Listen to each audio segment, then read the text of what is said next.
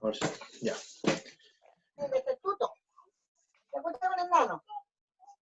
Voy a silenciarlos para que no haya problema. Ya, bien, bienvenidas, bienvenidos, buenas tardes, espero que estén muy bien. ¿Cómo les ha ido? Graciela, hola, Hola. ¿cómo estás? Bien. Qué bueno, súper. A ver, ¿quién más está? Alan, hola Alan, ¿me escuchas Alan? Sí, ¿Cómo estás Alan? bien. Qué bueno, súper. Felipe Ignacio, ¿está por ahí? Sí, hola profesor.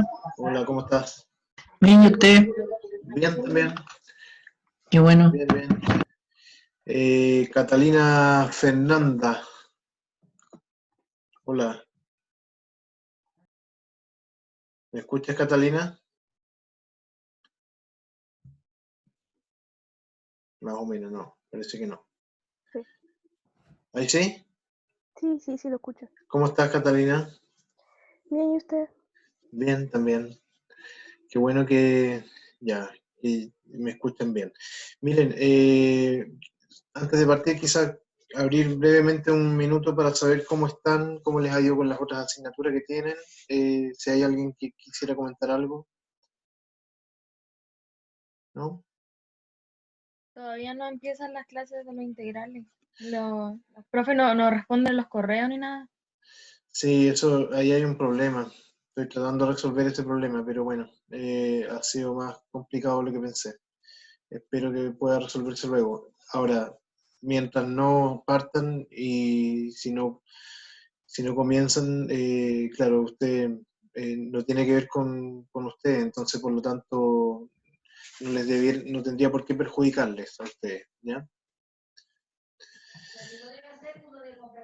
Bien. ¿Profe? Sí, ¿qué Soy me- Ana Romino. Lo que Hola, pasa es que ayer le envié un correo respecto a ¿ya? la llamada que me hizo usted ayer, ¿se acuerda?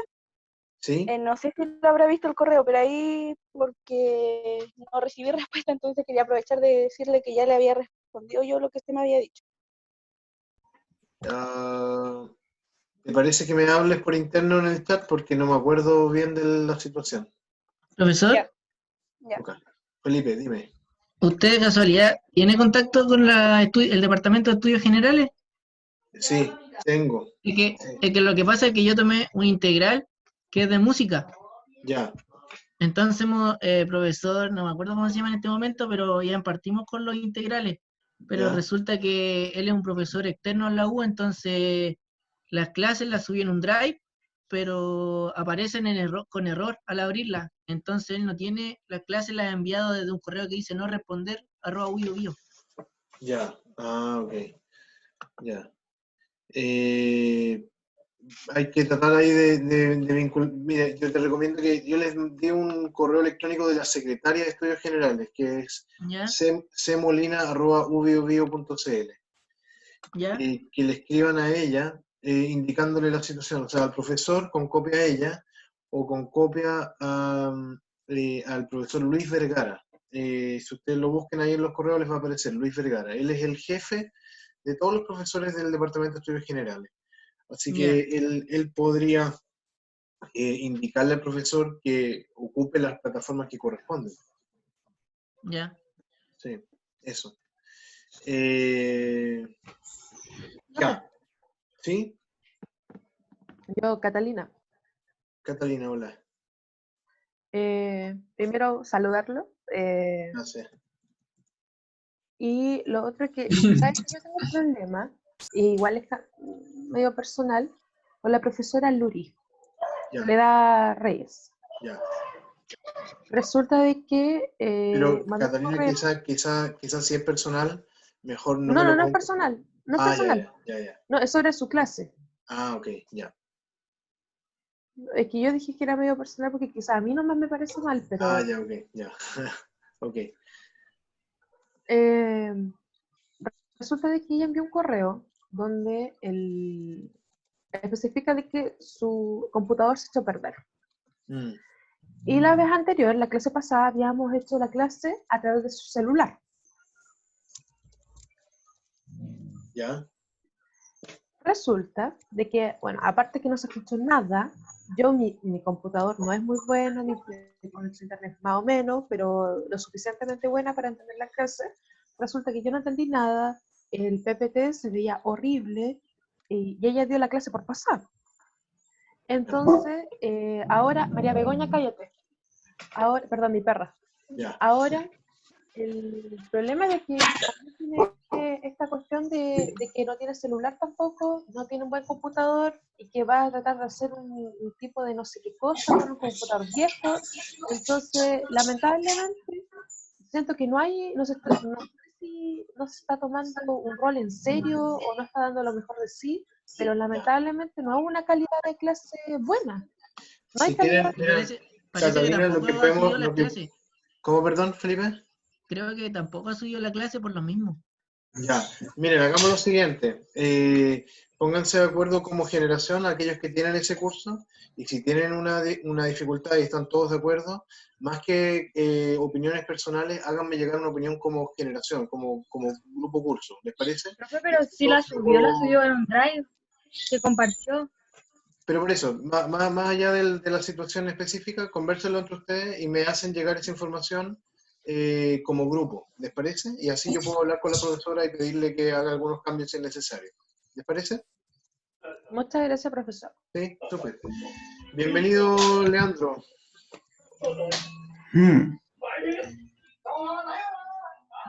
Ya. Ya, te voy a silenciar un ratito, ya.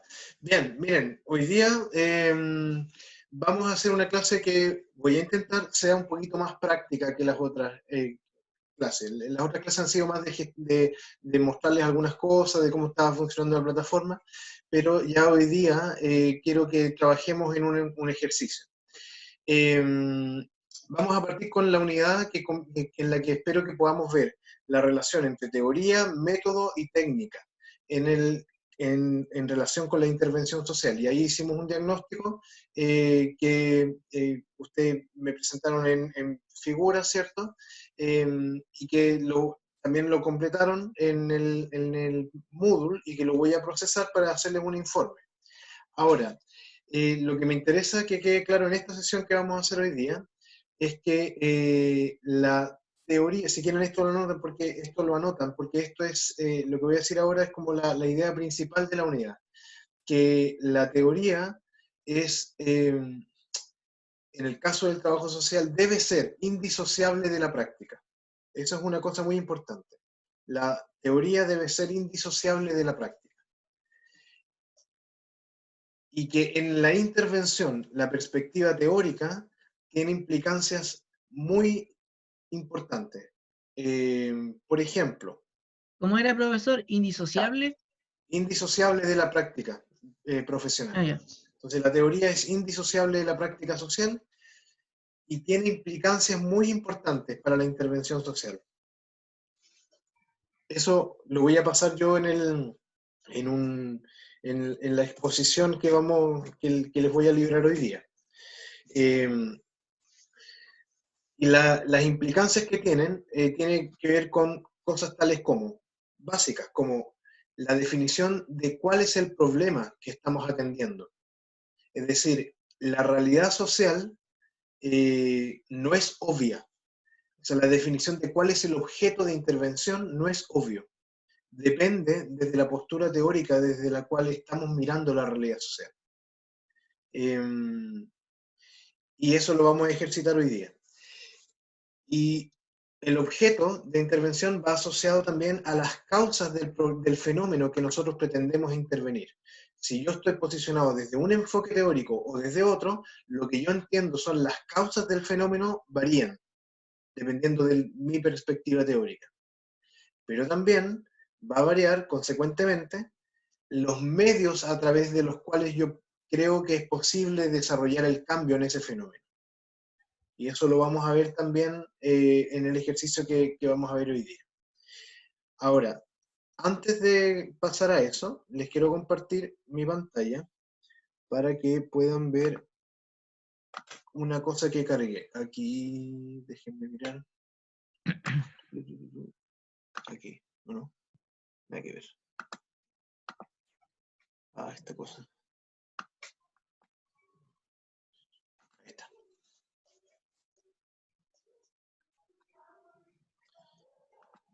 Ya. Ya. ¿Ven bien mi pantalla? Sí, profe. Ya. Sí, profe. Ok. Sí, profe. Ya, súper. Aquí en la parte de relación, teoría, método y técnica, está, bueno, la sesión de Zoom del miércoles pasado, la sesión de Zoom grabada, el diagnóstico que ustedes tenían que completar. Vamos a revisar cuántos lo han completado. Han completado solo 23 personas. Es importante para mí que lo completen todos. Y ya fue, porque yo había puesto que era hasta el jueves 7 de mayo. Miren, les voy a dar, bueno, no, en realidad evalúo esa no, así es sin nota. Ya. Y otra cosa que hay es algo nuevo, es este apunte de clase. ¿Alguien lo miró? Lo subí ayer en la noche. No. Yo lo leí, profe. ¿Quién? Sí, yo lo mío lo vi. Ya, súper. Ya, Catherine Cares dice que lo manda hoy día al correo. Dice, miren, lo voy a leer. ¿Están viendo ahora el documento? ¿Sí? Sí. Sí, Ya, profe. súper. Miren, este es un documento de elaboración propia mío que voy a hacer, quiero esforzarme por hacer toda la semana, un documento como este, ¿ya? En el que voy a tratar de condensar ideas, porque yo creo que es bueno que ustedes lean documentos grandes, libros. De hecho, en el caso de esta asignatura van a tener que leerse 2 libros completos, que son libros de lectura relativamente sencilla. O sea, no son libros densos ni nada, son libros un poco, son libros que son relativamente sencillos. Que ya están cargados, que uno es el de la profesora Castañeda, y otro es el de las profesoras Nidia Elwin y otra colega de otro apellido, y Margarita Quesada. Esos 2 libros van a tener que leérselos más o menos completos. Pero para hacer las clases yo hago referencias a otras cuestiones, a otros textos que yo he leído. Por ejemplo, estoy leyendo acá abajo, miren, fíjense acá en las referencias. Claro, están estos otros los 2 libros que yo les menciono, de Mónica Jiménez, Nidia Elwin y Quesada, un enfoque operativo de la metodología del trabajo social, y está el de Patricia Castañeda, propuestas metodológicas para el trabajo social en intervención social y sistematización. Estos 2 libros van a tener que leerlos. Pero yo cito otras cosas también, otras lecturas, que yo no pretendo que ustedes se las lean ahora, porque no es parte del curso, pero sin embargo son elementos importantes que me permiten a mí pensar esta materia. Y voy a hacer referencia a ello. Si a alguien le interesa leer algo sobre esto, están aquí las referencias y pueden buscarlo, o si les interesa algún libro que aparezca acá y yo se los puedo compartir, se los comparto. Profesor, ¿Sí? ¿eso de los libros vamos a ir leyéndolos por capítulo? Por capítulo, sí, por capítulo. Ah, ya. Sí. Miren, entonces, de acá, miren, yo esto solamente lo voy a dejar, lo estoy mostrando nomás, solo lo voy a dejar para la exposición en video que les voy a hacer, ¿ya? Solo quería que supieran que existe, ¿ok? Ahora, voy a dejar de compartir pantalla y voy a compartir otra pantalla que está acá. Ya. ¿Ven mi pantalla, mi PPT? Sí. Ya. Esto también lo voy a profundizar en el video que les voy a hacer, pero creo que es importante hacerlo ahora para poder hacer el ejercicio. ¿Por qué es relevante una perspectiva teórica para la intervención social? ¿Por qué creen ustedes que es relevante? ¿Quién Porque a puede- partir de teoría uno se va a basar en su profesión como trabajador social para poder llegar a intervención social. Súper. Hay colegas que dicen, y de hecho es parte de lo que vamos a ver más adelante, en la semana que viene, que la teoría fundamenta la acción. ¿habrá otra relación entre la teoría y la intervención social, aparte de esa que acaba de decir Felipe?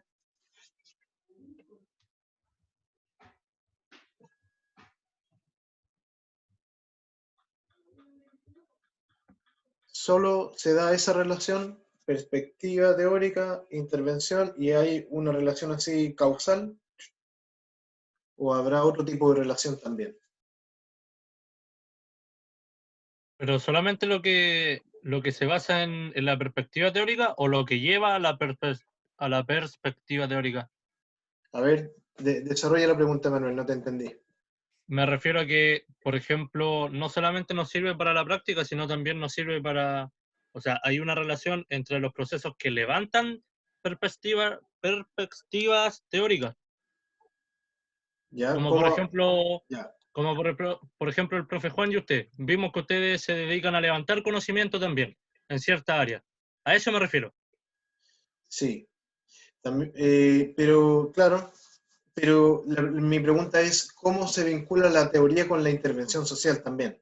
O sea, en el caso de Felipe, él dice, claro, la teoría fundamenta la intervención, pero mi pregunta es, ya, ¿pero la intervención social se podría vincular de otra manera también con la teoría o solo es como eh, receptora de la teoría, como que se debe a la teoría, debe hacerle caso siempre a la teoría? ¿Qué creen ustedes?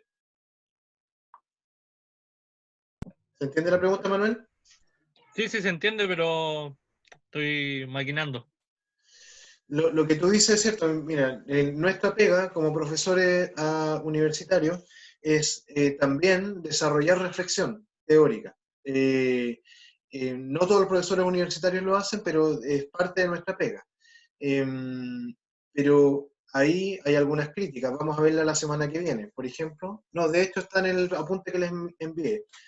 Desde ya hace varias décadas atrás, por ejemplo, una colega uruguaya en el texto que elaboré decía, en general el trabajo social tiene teorías que son generadas en la academia, que no tienen casi nada que ver con el mundo real en el que están insertos los colegas profesionales de terreno, los que están haciendo la pega cotidiana. Y eso es un problema, decía ella.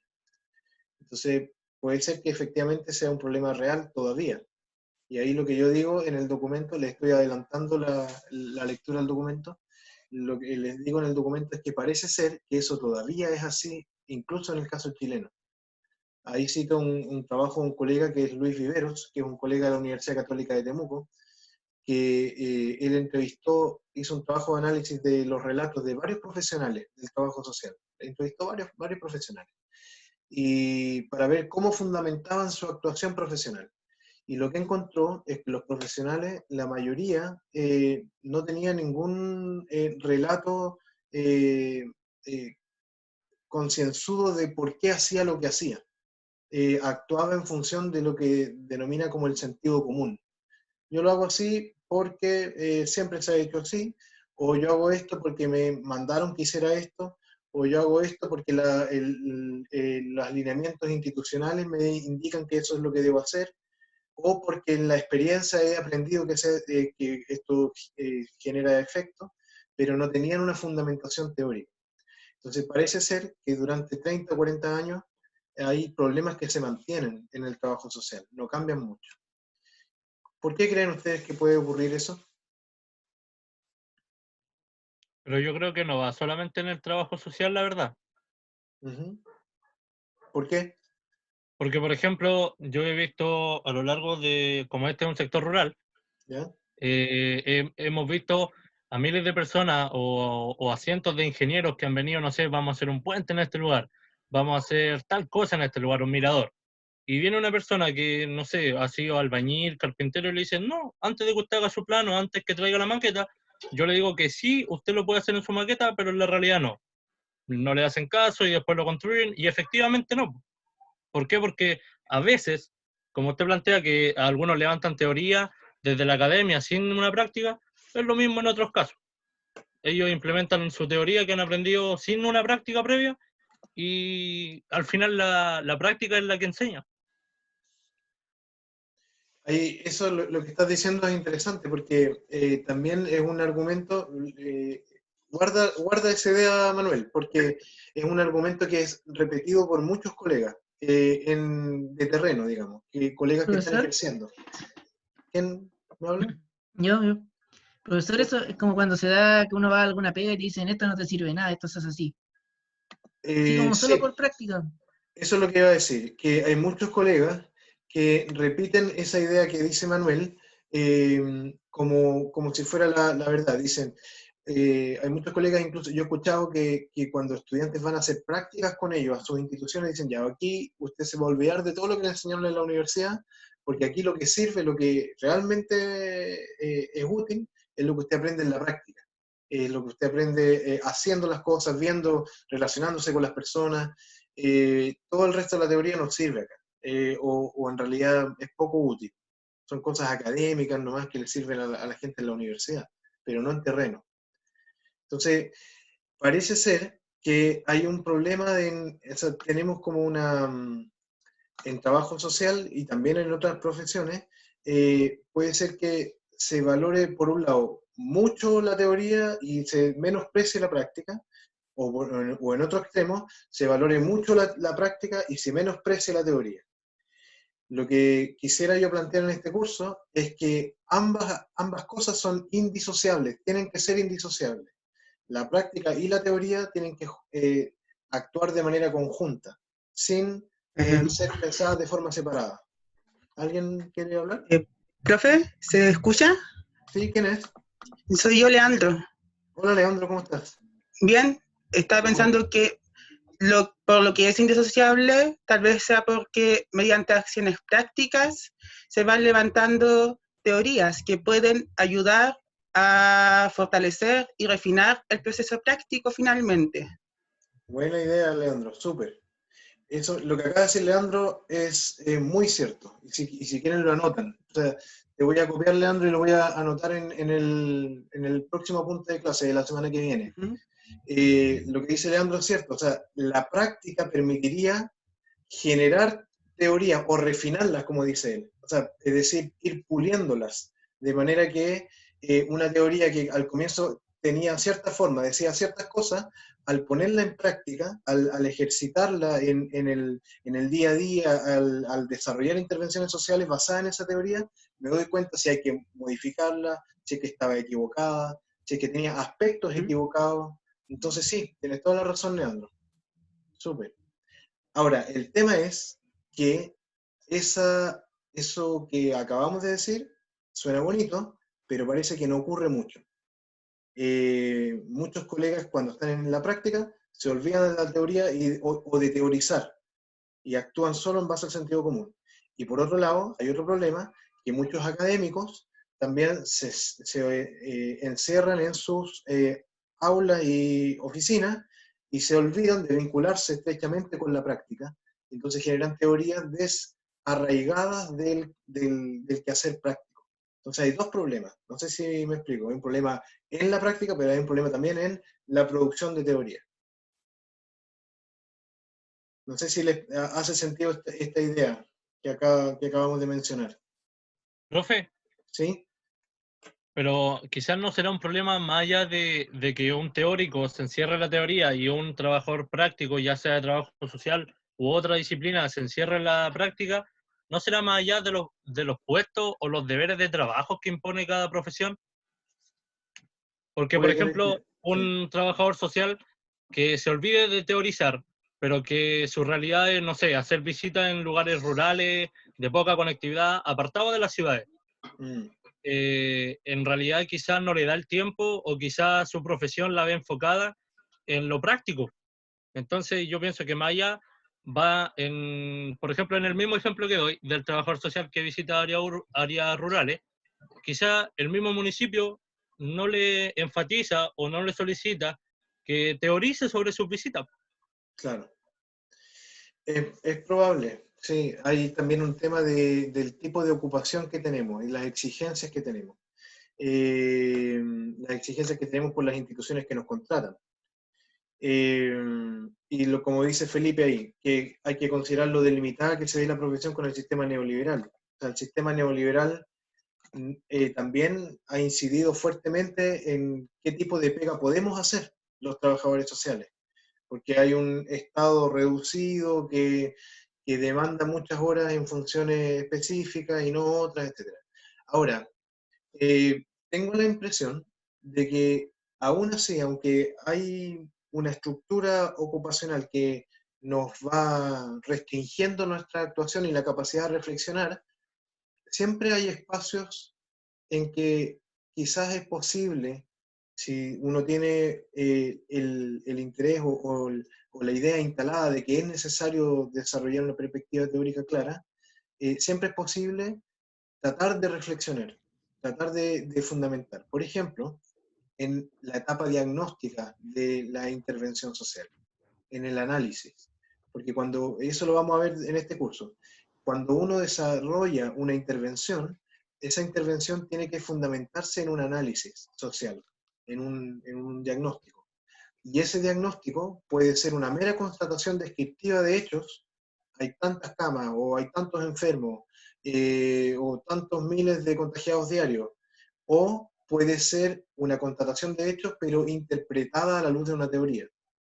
Entonces, puede ser que hayan constricciones estructurales en el mercado laboral que nos impide reflexionar, es cierto, pero también es cierto que es posible darle la vuelta al sistema y desarrollar diagnósticos, al menos análisis sociales, bien fundamentados teóricamente.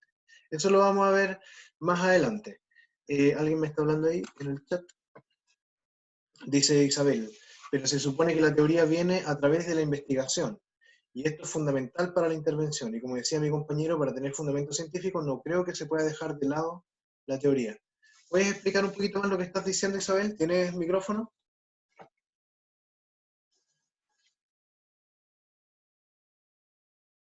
Isabel.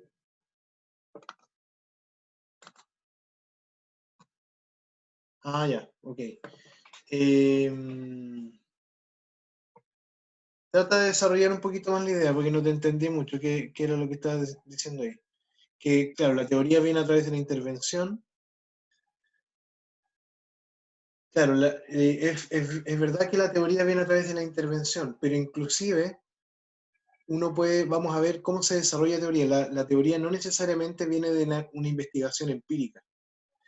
Hay teóricos como, por ejemplo, Marx, como por ejemplo, dos autores que yo cito en el documento que les cargué ahí, Henri Lefebvre, Michel Foucault, incluso el mismo profesor Juan Saavedra, que escribió los artículos que escribió.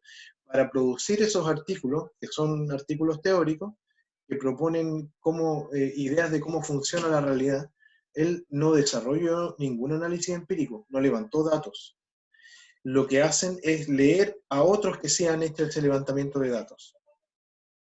Entonces, esa investigación no implica necesariamente hacer una investigación clásica, sino que pueden haber formas de investigación no tradicionales que generan información relevante. Y eso vamos a verlo más adelante. Por ejemplo, bueno, me estoy adelantando, pero solo para que sepan. Por ejemplo, cuando nosotros hacemos una visita domiciliaria, y de forma sistemática, hay colegas que en una semana, no sé, realizan, no sé cuántas, 50 visitas domiciliarias, o no sé, quizás estoy exagerando, pero muchas visitas, que tienen acceso a información cualitativa súper importante, como el tipo de casa, las relaciones que se dan al interior de la casa, las percepciones que las personas tienen del barrio, etcétera, un montón de cosas, las relaciones familiares, las relaciones con los niños. Esa información es súper rica, si uno la sistematiza, puede dar lugar a reflexiones que fundamenten después formas de actuar específicas en el programa que los colegas están insertos. Pero hay que buscar las estrategias para que eso se pueda hacer. Ya. Pero no me alargo más. ¿Qué hora es? Chuta, no puedo ver la hora. Me dicen, Las 3:30, profe. Ah, ya, ok, ya. Miren, voy a pasar aquí por qué es relevante la teoría. Aquí voy a referirme a un libro que no les voy a hacer que lean, pero saqué una parte que me interesa que tomemos en consideración. Un libro del profesor Eduardo López Aranguren, que se llama Problemas sociales, desigualdad, pobreza y exclusión social. Y él dice que cualquier enfoque sobre los problemas sociales debe incluir al menos 4 aspectos básicos. ¿Cuáles son las causas de los problemas sociales? Las condiciones que hacen que esas causas florezcan, las consecuencias de los problemas sociales y cuáles son las soluciones posibles para los problemas sociales. Ahora, yo agregaría una quinta anterior, en realidad, un elemento anterior a todos esos 4, que es cuál es el problema social, la definición de cuál es el problema social, porque eso no es obvio, como les decía. Dependiendo de la perspectiva teórica, viendo la misma realidad, una persona acá, otra persona acá y otra persona acá, 3 personas con la misma realidad enfrente, pero con distintas perspectivas teóricas, podrían ver problemas distintos. Eso lo vamos a ejemplificar ahora.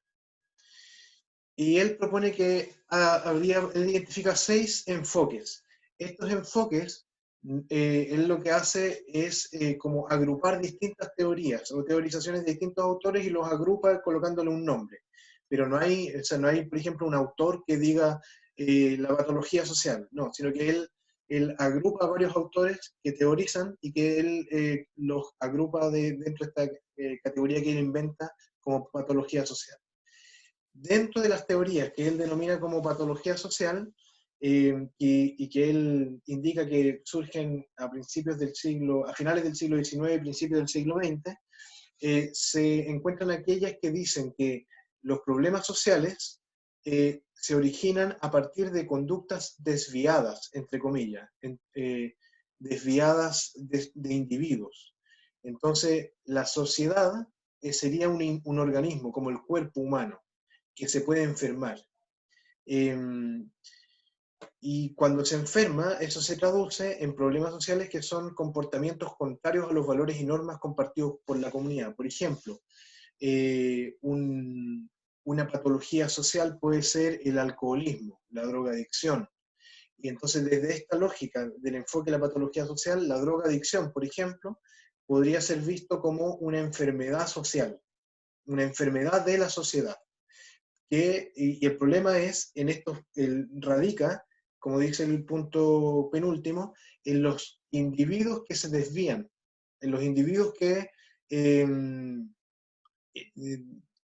se enferman y comienzan a tener actitudes desviadas, como empezar a drogarse o a delinquir, etc. Y entonces, el último punto importante, en este enfoque de la patología social, el problema radica en el individuo que genera, en el que se expresa el problema, no en los factores estructurales, sociales y culturales que condicionan a ese individuo. El segundo enfoque de la desorganización social, que aquí hay mucho, en el primero, perdón, hay mucho de psicología. Hay una línea de la psicología que concibe a los sujetos como... Felipe, en realidad lo que decía al comienzo, no son teorías, o sea, son como conjuntos de teorías que este autor les coloca un nombre. ¿Se entiende? Este autor como que dice ya, hay varias teorías, varios autores que dicen cosas más o menos similares y él los agrupa en torno a ciertos nombres, conjuntos con nombres. ¿Se entiende? Pero si ustedes buscan el enfoque de la patología social, es probable que no encuentren casi nada. Porque el autor inventó este nombre para agrupar distintas perspectivas, más o menos similares. No sé si me explico, Felipe.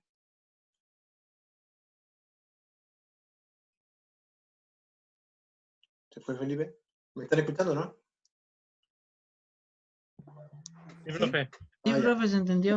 Ya, súper.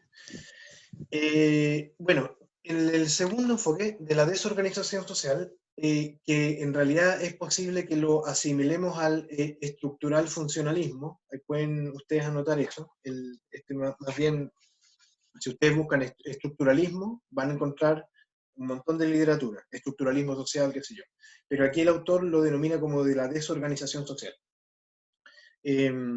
Surge como una reacción al enfoque anterior y dice, no son los individuos los que generan el problema, sino que la estructura social condiciona a esos individuos y los problemas de la estructura se expresan a través de ellos, pero el problema no radica en los individuos, sino en la estructura.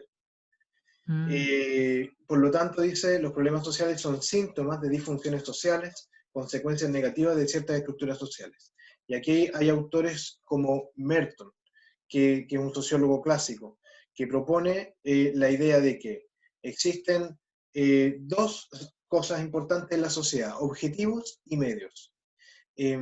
Objetivos como aquello que yo quiero llegar, cuáles son los fines que la sociedad define, y los medios a través de los cuales yo puedo llegar. Ahora, el problema es que no siempre los objetivos son logrables por toda la sociedad. Por ejemplo, si yo les pregunto a ustedes hoy día, ¿cuáles son los objetivos que la mayor parte de la población en Chile tiene de la vida, digamos? ¿Qué quiere la gente en Chile? Les voy a pedir, eso sí, que hablen más, ahora que responda a través del micrófono alguna compañera, porque han hablado mucho los hombres. Por ejemplo, estudiar. A ver, ¿cómo estudiar? Ya, pero ¿por qué quiere la gente estudiar, Rocío? Para adquirir conocimiento y para aspirar como una mejor vida. Sí, súper. ¿Han escuchado esta frase? Yo quiero que mi hijo sea más que yo. ¿Han escuchado eso alguna vez? Sí, profe. Sí. Es común que los papás digan Sí. eso, ¿no? Yo lo único que quiero es que mi hijo sea más que yo, que logre lo que yo no pude lograr. ¿Han escuchado eso? Sí. Sí. Lo Sí. dicen. Entonces, Ujú. parece ser que hay un objetivo en la sociedad chilena que tiene que ver con el estatus social y con el consumo. Por ejemplo, tener acceso a un buen trabajo, tener acceso a una casa, a un auto, a un trabajo estable. El tema es que ese objetivo parece ser que hoy día no es asequible para todo el mundo. Y entonces ahí a veces se produce un desajuste. ¿Qué pasa si el objetivo se mantiene, pero entonces alguien dice, oiga, pero yo voy a ocupar otros medios para llegar a ese objetivo?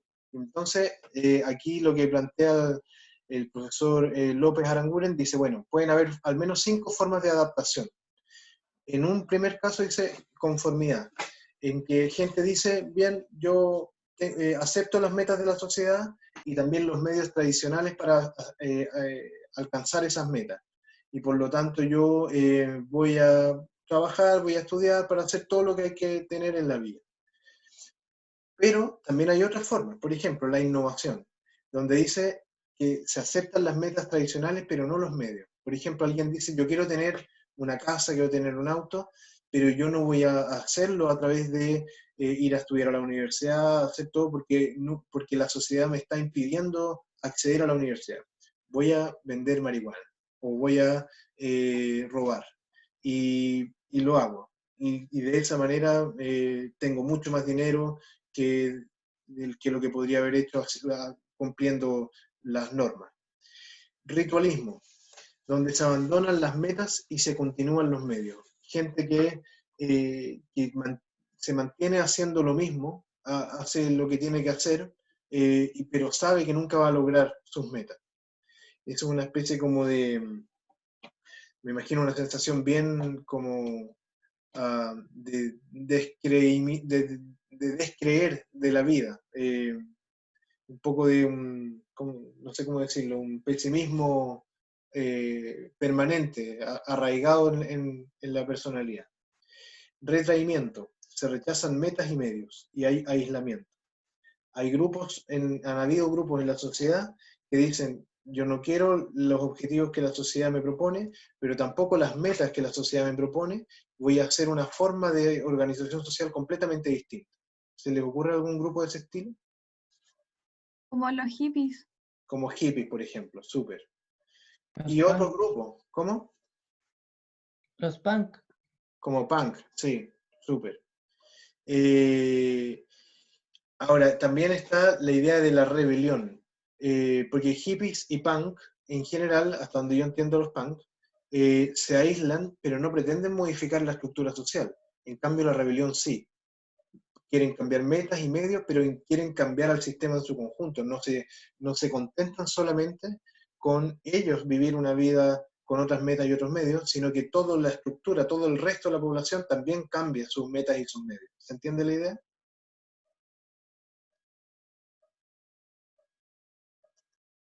¿Sí?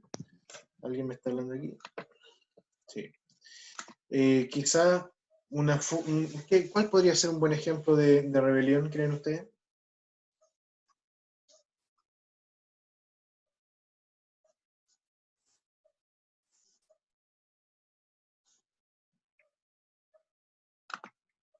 El estallido social. ¿Qué dice 180? ¿Qué es eso 180, Isabel?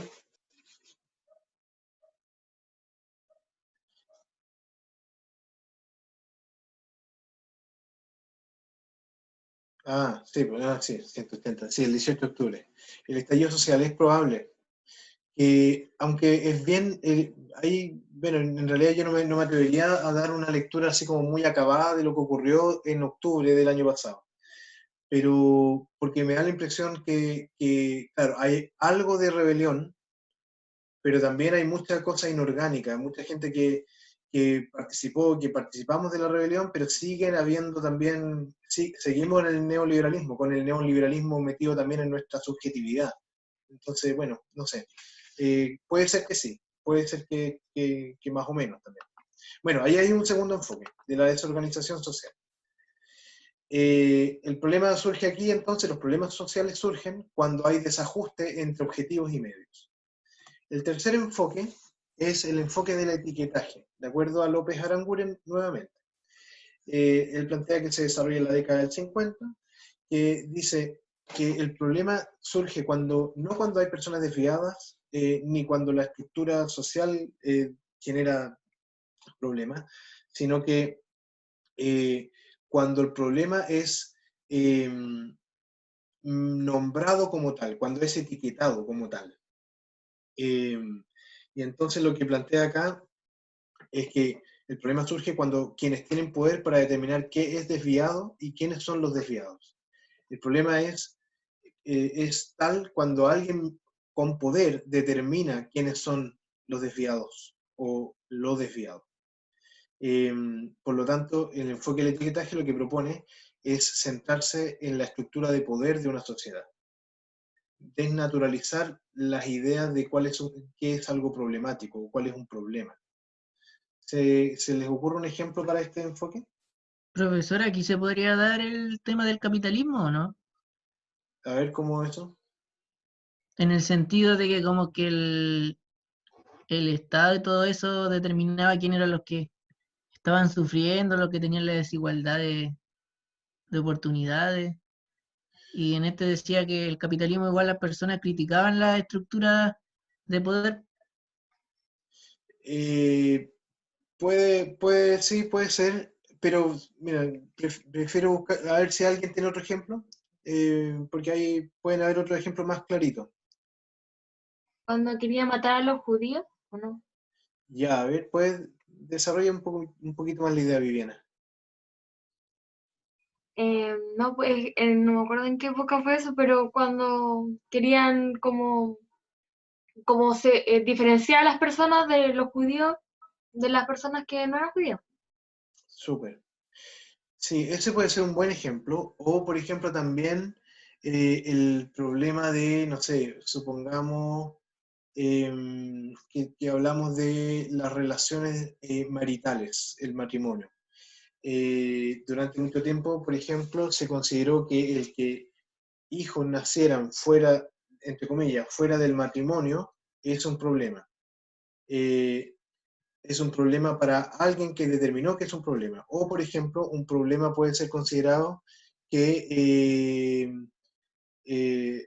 hayan relaciones de pareja entre personas del mismo sexo. Durante mucho tiempo eso podría haber sido considerado un problema. No sé, por ejemplo, al interior de las Fuerzas Armadas, o que hubieran representantes políticos de personas de orientación sexual homosexual. Entonces, la pregunta es, ¿quién determina que eso es un problema? Y cómo, a través de qué mecanismos de poder eso llega a hacerse ley, norma. Es un poco también esta pregunta que acabo de hacer, es algo que estudia Michel Foucault, que es el profesor Juan Saavedra, desarrolla harto de la literatura de Michel Foucault. Se pregunta, ¿cómo es que algo llega a ser establecido como norma y entendido de manera casi universal, aplicable para todo el mundo? ¿De acuerdo a qué criterios? ¿De acuerdo a qué mecanismos de poder? Aquí Isabel dice, Piñera a través de un discurso de poder diciendo que un grupo de delincuentes no dejaba ir a trabajar a una clase trabajadora, que solo quería volver a la normalidad durante el estallido social. Claro, pero la pregunta es si Piñera es capaz de convencer a la ciudadanía en total, o de establecer que eso es así para todo el mundo. Claro, la ley anti-encapuchado, puede ser. Sí, que el enfoque del etiquetaje tiene que ver con eso, con quienes tienen el poder para determinar que algo está bien o está mal, que algo es un problema o no es un problema. Y cuarto punto, el enfoque crítico, que en realidad esto es, pueden haber muchos enfoques críticos, ¿no? Esto es un nombre que le pone López Aranguren, pero enfoques críticos pueden haber muchos, pero aquí lo menciono como uno solo. Surge a partir de la década del 60 y está basado en la identificación de un ideal contra el cual se compara lo real, lo que existe. Se compara lo real versus el ideal. Y pone el acento en la desigual distribución de poder y de recursos. Esta sería la principal causa de los problemas sociales. Entonces, todos los problemas sociales, o la mayoría de los problemas sociales, está estructurado a partir de la desigual distribución de poder y de recursos. Eso es lo que genera muchos problemas sociales. Y él también plantea el enfoque crítico que la institucionalidad, en términos generales, en el contexto capitalista, se pondría en términos, o sea, la mayoría de las veces, al servicio de los poderosos y en contra de los débiles. Por ejemplo, las Fuerzas Armadas, por ejemplo, Carabineros, o las policías en general, o por ejemplo, las leyes, o la institucionalidad política, como el Congreso. Institucionalidades que podrían servir para los débiles, en términos generales, son puestas a servicio de los más poderosos. Y aquí el enfoque crítico hace una distinción entre macroproblemas y microproblemas. Con macroproblemas menciona aquellos que se encontrarían en la estructura social. Por ejemplo, la concentración del poder económico, del poder en general, la falta de oportunidades, la desigualdad. Y los microproblemas serían aquellos que mencionamos en el contexto de la patología social. Por ejemplo, comportamientos individuales dañinos tales como la delincuencia, el maltrato, el alcoholismo, etc. Y lo que ocurre con lo que plantea el enfoque crítico es que lo que ocurre es que los poderosos tienden a centrar que la opinión pública se centre, en los microproblemas en vez de los macroproblemas. Tienden los macroproblemas a invisibilizarlos, salvaguardando así sus posiciones de poder. O sea, en el fondo es centrarse en los efectos y no en las causas, de acuerdo a lo que plantea el enfoque crítico. Y para eso ocupan también los medios de comunicación, que en Chile, ustedes sabrán, están altamente concentrados en grupos económicos. Por ejemplo, recientemente hubo no sé si ustedes se habrán enterado, que había un empresario famoso chileno, bastante rico, que financiaba a CNN en Chile. Y luego de que él consideró que durante el estallido social este CNN había cubierto las noticias de mala manera, de una manera poco crítica respecto a lo que estaba ocurriendo, él sacó su apoyo económico a CNN. Y así ocurre, o sea, basta ver lo que ocurre con el Mercurio, el Diario El Sur, La Tercera, La Cuarta, Las Últimas Noticias. Todos esos diarios pertenecen a un solo dueño. Entonces, hay un problema ahí también de concentración de los medios de comunicación, que tiene alianza con el capital económico en Chile, y el poder político claramente también. Y el quinto enfoque, ¿sí? Dime. O sea que en el país hay muchos monopolios. Mucho concentran grandes medios de poder. Sí, sí. Sí, claro. Miren, les recomiendo, si a alguien le interesa este tema, vean el documental, no sé si alguien lo ha visto alguna vez, se llama El diario de Agustín. ¿Lo conocen? Ah, profe. Ya, búsquenlo en YouTube, No. tiene que estar en YouTube. El diario de Agustín es un documental que habla sobre Agustín Edwards. Agustín Edwards fue el fundador del diario El Mercurio. El diario Mercurio es un diario nomás, pero el diario Mercurio es un, como, tiene una cadena de diarios regionales. En todas las regiones tiene un diario, pero además de radio, de televisión, etc. Durante la dictadura, el diario El Mercurio recibió financiamiento de Estados Unidos para inventar noticias falsas, directamente. En contra, incluso antes de la dictadura, en contra de inventar noticias falsas en contra del gobierno de Salvador Allende, y durante la dictadura para como ocultar asesinatos, de hecho. Entonces, bueno, pero eso es un tema en sí mismo, se lo recomiendo, se llama El diario de Agustín, para que lo busquen. Ya. El quinto enfoque se llama De la construcción social de los problemas sociales. Y aquí se cita a la obra de Berger y Luckmann, que se parece un poco al enfoque anterior del etiquetaje.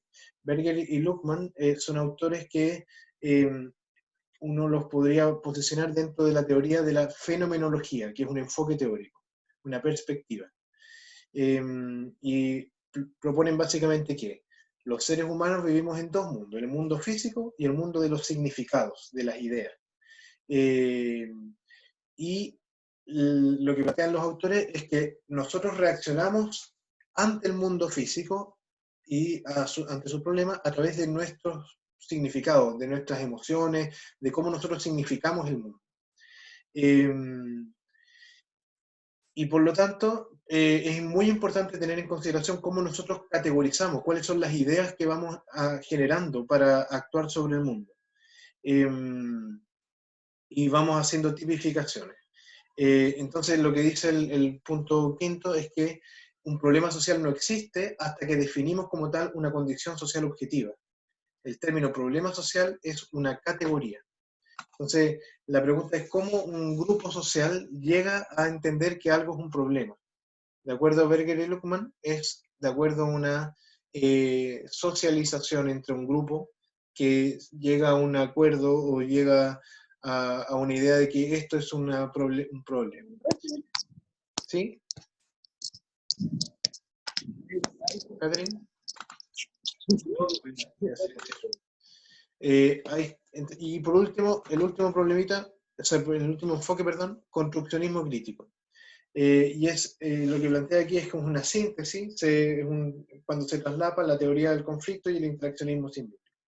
La teoría del conflicto deriva de Karl Marx, dice, igual que uno de los anteriores, dice que el origen de los problemas son la desigualdad y el abuso del poder, y que los grupos dominantes usan su poder para mantener su status quo, influyendo en la cultura, normas y valores. Y el interaccionismo simbólico, la idea de que el mundo se interprete a partir del lenguaje y las experiencias pasadas, y que las interpretaciones de un grupo específico en general son similares a los miembros también de ese grupo. Por ejemplo, si alguno de ustedes participa, no sé, en algún grupo religioso o en algún grupo social específico, no sé, en general las ideas sociales y políticas de las personas que participan en grupos homogéneos son parecidas entre sí. Eso no es casualidad. Por ejemplo, no sé, es como un extremo, pero ya, pongamos como ejemplo. El ser pro vida en Chile tiene mucho que ver, probablemente, con ciertas condiciones sociales de vida. El ser pro vida, por ejemplo, estar en contra del aborto, qué sé yo, tiene que ver con ciertas condiciones sociales. Condiciones de, no sé, de adscripción religiosa, condiciones de ingreso económico, nivel educativo, etc. Otras cosas, como por ejemplo, no sé, bueno, no se me ocurre en este momento otro ejemplo. La pero, religión, profe. Sí, la religión también. Hay religiones que tienen como patrones sociales muy marcados. Sí, ¿qué ejemplo colocarías tú? ¿Quién dijo, Felipe? No, profe, que yo más que nada lo había asociado que las religiones, por ejemplo la católica, como su individuo, lo que las componen, comparten ciertas opiniones similares. Claro, sí. Pero también en general las religiones, o sea, quien participa de una religión específica, en general no es al azar. O sea, yo participaré en cierto tipo de iglesia o de cierto tipo de religión en función de las características sociales que yo tengo también. Entonces, ahí se mezclan ambas cosas, la estructura social por un lado, pero también el interaccionismo simbólico que me hace que yo eh, converse, vaya socializando mis ideas con cierto tipo de gente. Profe, Eh, sí, Manuel, como por ejemplo el Opus Dei, claro, también, sí, un dogma religioso que prácticamente se centra en la élite chilena, porque no vamos a ver a nadie de clase media, media baja, eh, que no tenga nada que ofrecerle a la agrupación, que claro, esté en dicha organización. claro. Sí, buen ejemplo, Manuel, sí. Y claro, y como ya, supongamos, yo vengo de la clase alta, me comienzo a participar en el Opus Dei, y todas mis ideas van a ir siendo moldeadas en función de esa participación. Entonces ahí se mezcla, por un lado, la estructura social, pero también en el interaccionismo simbólico a partir de la socialización en esos grupos. Y entonces, bueno, aquí el punto es que para que una condición X se convierta en un problema, debe ser interpretado así por un conjunto importante de dicho grupo. ¿Ya? Esos son los 6 categorías que quería compartir con ustedes. Y me demoré un montón. Eh, Les voy a colocar una tarea para la próxima sesión de Zoom. Les voy a pedir, a ver si me escucha Sofía. ¿Me escuchas bien, Sofía? Sí, profe. Ya. ¿Me podrías ayudar a leer una noticia que tengo por aquí? Ya. Ya, vamos a leer esta noticia, que probablemente ustedes la conocen ya, porque fue noticia la semana pasada y una noticia bien, bien terrible. ¿Supieron de esto? ¿Del Cerame en Hualpén? Sí. Sí, profe. Ya. Sí, Ayúdame a profe. leer, por favor, Sofía. Ya, ¿me escucho bien? ¿Sí? Sí, Sofi. Funcionarios del Sename piden cambios profundos. Aumentar dotación de planta que permita fiscalizar todas las residencias y un apoyo estatal irrestricto fueron algunas de las medidas planteadas. Voy a bajar. Perdón. Ahí. Tras conocerse los antecedentes del posible caso de abuso y explotación sexual infantil en la residencia Nido de Hualpén, autoridades nacionales, regionales y la población en general han solicitado que el Servicio Nacional de Menores, SENAME, entidad a cargo de la protección infantil, sea sometido a varios cambios. Sin embargo, no solo las personas externas al servicio han hecho eco del caso de Hualpén para manifestar que el SENAME debe ser modificado. Funcionarios del organismo también consideran que el método para velar por los derechos de niños, niñas y adolescentes ya está algo obsoleto y que debe generarse una reestructuración que permita eliminar prácticas a las que los menores están expuestos. A nosotros como funcionarios también nos duele enterarnos de estos casos porque dan cuenta de situaciones irregulares que se viven a diario en estos recintos, que en varias ocasiones han sido reportados y que no han tenido respuesta, comentó Luis Jara, funcionario del Cereco de Coronel. Cuando vi Luis Jara, no, me pensé que es bien polifacético Luis Jara. Ya, puras tonteras. No pienso. Dale nomás, Sofía. Ya. Cambios sustanciales. Un aspecto que siempre se le ha cuestionado al servicio son las falencias en el aspecto técnico y la preparación del personal para cumplir con las funciones que demanda el trabajo con menores de edad. Desde ese punto de vista, Luis Jara cree que una medida idónea para cambiar este sistema es aumentar la cantidad de funcionarios que puedan ejecutar los diversos roles que el Sename demanda. Necesitamos aumentar la planta y contratar más funcionarios que puedan fiscalizar el trabajo que realizan entidades colaboradoras y privadas. Como funcionarios directos estamos sometidos a diversos controles y protocolos, pero se nota que cuando se debe trabajar con recintos privados existe falta de supervisores porque son demasiados centros y hogares, por lo que la dotación no alcanza a cubrir todas las supervisiones, comentó. Señaló que debe existir una inversión real en personal, recursos, una política efectiva y la fiscalización necesaria en estos centros. Cristian Araya, secretario nacional de la Asociación Nacional de Funcionarios del Sename, cree que tanto el Estado como la sociedad chilena tienen una deuda pendiente con la protección de menores. La deuda parte porque no tenemos una ley de protección integrada de la infancia. Esa es una deuda histórica que ningún gobierno ha sido capaz de sacar adelante. Necesitamos apoyo de muchos sectores sociales, comentó. Y También bueno, ya, dale más. También expuso que incluso las mismas residencias de Sename tienen falencias porque no cuentan con el apoyo del Ministerio de Educación y el Ministerio de Salud. Hay una falta de compromiso tremendo con los niños que están en nuestros hogares y en residencias colaboradoras. El tema es algo general que debe cambiar. Nos falta apoyo de muchos sectores, señaló. Súper. ¿Sigo? Ya, yo leo solamente esta última parte, del caso Hualpén. Sí, dice, sobre el caso Hualpén, ambos funcionarios comentaron que, teniendo las resoluciones judiciales, se deben cumplir y cursar las responsabilidades administrativas y penales de inmediato, pero realizaron un llamado a que antes de emitir un juicio se espere el fin de las investigaciones respectivas. Ya, súper, muchas gracias, Sofía. Miren, aquí hay una noticia frente a un fenómeno que claramente puede tener distintas interpretaciones dependiendo del enfoque teórico que nosotros abordemos.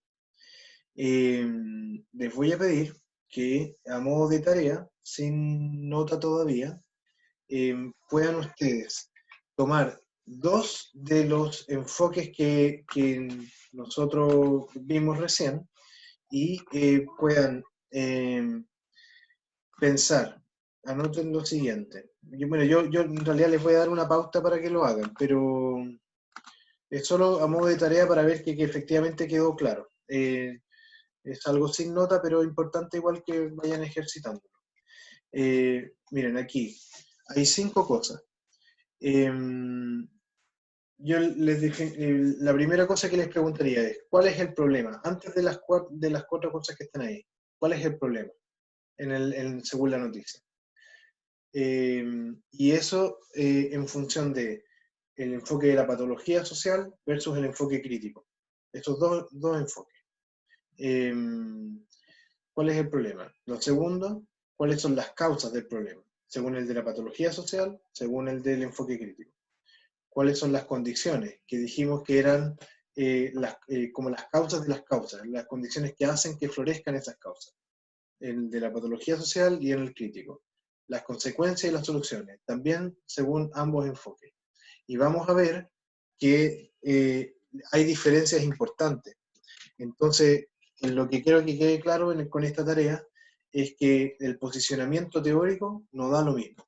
No da lo mismo porque va a incidir claramente en cómo abordamos un fenómeno como el que está ocurriendo ahora en Hualpén. En realidad no en Hualpén nomás, sino en todo Chile a través del Sename y la relación que tenemos con la infancia vulnerada. Entonces les voy a subir en un ratito, más durante la tarde, una breve instrucción para que puedan hacer una tarea para el próximo día. ¿Cuándo tenemos clase? ¿Los martes o los miércoles? Los miércoles. Los miércoles. Para el próximo miércoles. Ahora, es una tarea sin nota, es solamente para que ustedes ejerciten y yo me quede claro si es que ustedes efectivamente están comprendiendo la importancia que tiene el posicionamiento teórico. ¿Ya? ¿Se entendió la idea? Sí, profe. Súper. ¿Alguien tiene alguna duda hasta acá? ¿No? No, yo no, profe. Súper. Bien. A las demás, no sé, por ejemplo, ¿me escucha María Francisca? ¿O Tiare? María Francisca, profe. hola.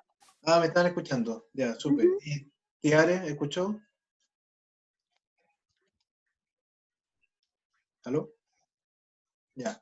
Miren, voy a intentar, me gustaría pedirles que en las próximas sesiones voy a hacer preguntas más direccionadas, ¿ya? A cada uno, porque me gustaría que todos pudiéramos participar. Que nadie esté así calladita o callado, entonces, sino que podamos participar entre todos, ¿ya? Eso, vamos a dejarlo hasta acá por hoy día. Voy a dejar grabada la clase de aquí a la noche. Yo no subo al tiro los videos, porque cuando yo termino el Zoom, el computador lo procesa, se demora como 45 minutos en procesarlo, y después tengo que subirlo a YouTube, que igual se demora, y después lo puedo publicar. Entonces, eso. Ya, profe. Le hago una consulta. ¿Hay alguien que tenga internet mala? Porque lo que yo podría hacer también es ir subiendo todos los materiales que yo voy a hacer a Facebook. Me hice un Facebook para que pudiéramos comunicarnos más fácilmente, por si les parece bien. ¿Les parece, no? ¿Comunicarnos por Facebook también? Sí, profe, igual algunas compañías tienen acceso liberado a las redes sociales, así que yo creo que igual sería una buena idea. Ya, entonces, miren, quienes quieran me agregan a Facebook. Mi nombre es Felipe Sarabia, y ahí me van a ver, aparezco con una mascarilla. Con una mascarilla, sí. Instagram no tengo, pero agréguenme al Facebook. Entonces me agregan, yo los acepto, y ahí podemos hacer un grupo de Facebook o algo así, y les voy... Todo el material que esté también en Moodle también va a estar en Facebook. ¿Ya?